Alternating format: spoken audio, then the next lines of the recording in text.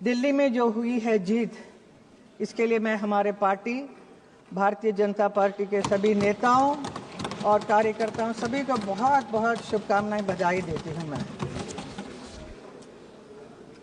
महोदय, वित्त मंत्री निर्मला सीतारामन जी मोदी जी के सरकार में नारी शक्ति का प्रतीक तो है, साथ ही ग्लोबल लेवल पर भी आज वो भारत की नारी शक्ति का गौरव के साथ रिप्रेजेंट कर रही हैं। एक महिला सांसद के नाते मुझे उन पर बहुत ही गर्व है। निर्मला जी का ये लगातार 8वां बजट है, जो एक रिकॉर्ड है। उनके इस असाधारण उपलब्धियों के लिए मैं उन्हें बहुत बहुत बधाई देती हूँ। भारत आज दुनिया का सबसे तेज गति से विकसित हो रहा देश है। प्रधानमंत्री श्री नरेंद्र मोदी जी के मार्गदर्शन में वित्त मंत्री निर्मला जी ने जिस प्रकार इस संकट काल में, कठिन परिस्थितियों में देश की अर्थव्यवस्था को टॉप पर लेकर आई हैं, उसके लिए मैं उन्हें बहुत बहुत बधाई देती हूं। और उन्हें इतना ही कहना चाहूंगी कि जलाने वाले जलाते ही हैं चिराग आखिर, ये क्या कहां की हवा तेज है जमाने की। अध्यक्ष महोदय, महाकुंभ के विषय में कुछ बोलना चाहूंगी। मैं उत्तर प्रदेश से सांसद हूं, जहां तीर्थराज प्रयाग में भारत की महान सांस्कृतिक परंपरा का महाकुंभ चल रहा है। इस महाकुंभ में भाग लेने के लिए देश विदेश से करोड़ों लोग यहां आकर स्नान करने के लिए आ रहे हैं। मैं विश्व के सबसे बड़े धार्मिक आध्यात्मिक समागम प्रयागराज महाकुंभ के सफल आयोजन के लिए उत्तर प्रदेश के यशस्वी मुख्यमंत्री योगी आदित्यनाथ जी का कोटि कोटि अभिनंदन करती हूं। I have witnessed everything is perfectly all right there. Yes, I have seen it. I have been there. अध्यक्ष महोदय, सरकार के तीसरे कार्यकाल में 3 गुना तेज गति से काम हो रहा है।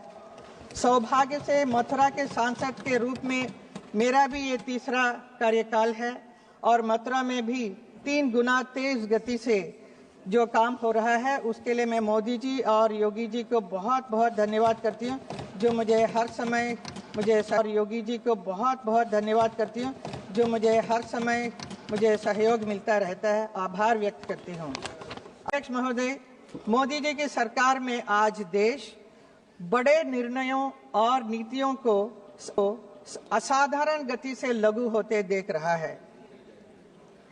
इन निर्णयों में गरीब, वंचित, मध्यम वर्ग, युवा, महिलाओं, किसानों को सर्वोच्च प्राथमिकता मिली है।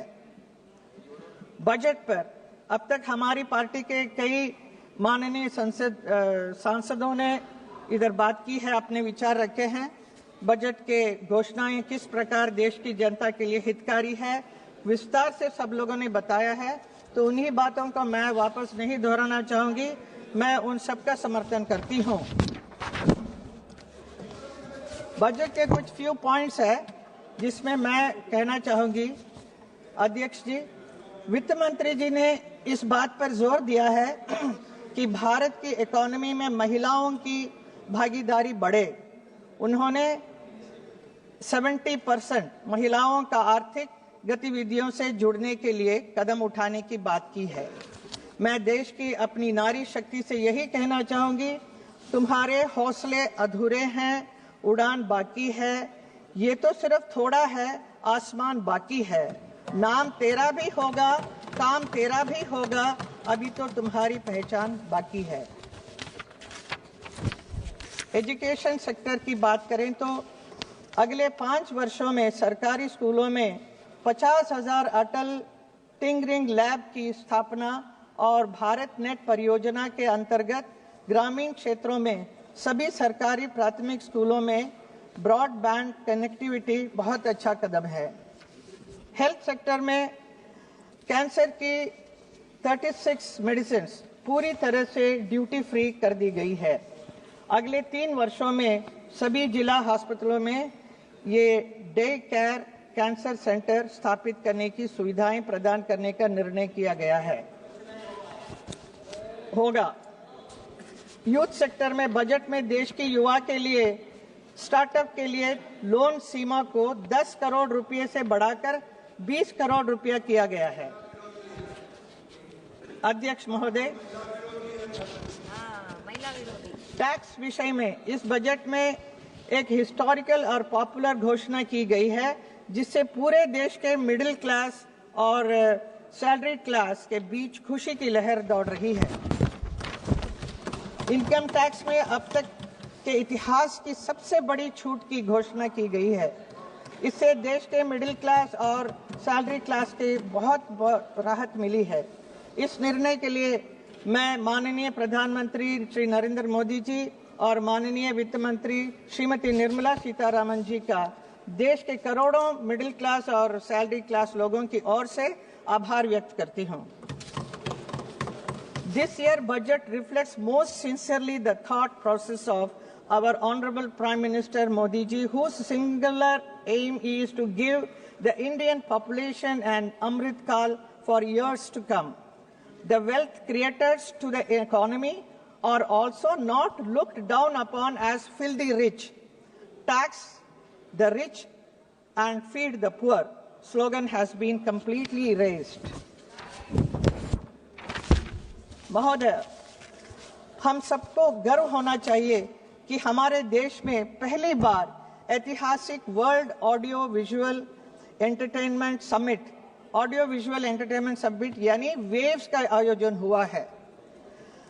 ये है नए भारत की पहचान। कला और फिल्म इंडस्ट्री के प्रतिनिधि होने के नाते मुझे भी इस समिट में पार्टिसिपेट करने का अवसर मिला। प्रधानमंत्री जी के साथ इस अवसर मिला था। इसके लिए मैं हमारे प्रधानमंत्री और आईएमबी मिनिस्टर अश्विनी वैष्णव जी का आभार व्यक्त करती हूं। अध्यक्ष जी, यमुना हमारी महान आध्यात्मिक परंपरा और संस्कृति में यमुना मैया की आध्यात्मिक महत्व है, मथुरा वृंदावन की पहचान है, जीवन रेखा है। पिछले मथुरा वृंदावन में जितने नाले वगैरह हैं उसको बंद करने की कोशिश की, लेकिन फिर भी हम लोग कामयाब नहीं रहे, क्योंकि जो यमुना की जो अशुद्ध जल जो आ रहा है वो दिल्ली से आ रहा था। तो हम उस वक्त दूसरी पार्टी राज कर रहे थे, तो हम कुछ कर नहीं सके। सब हम सिर्फ हमारे ब्रजवासियों को इतना ही कहते रहे कि सब ठीक हो जाएगा, जल्द ठीक हो जाएगा। आज उम्मीद की किरणें आई है।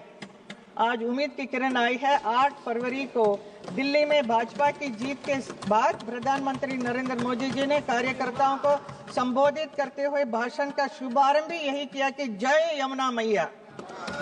उनसे की यमुना नदी को दिल्ली की पहचान बनाने की बात की। ये मोदी जी की गारंटी है, मतलब पूरी होने की गारंटी। मेरे संसदीय क्षेत्र में इसे लेकर बहुत ही खुश हैं लोग।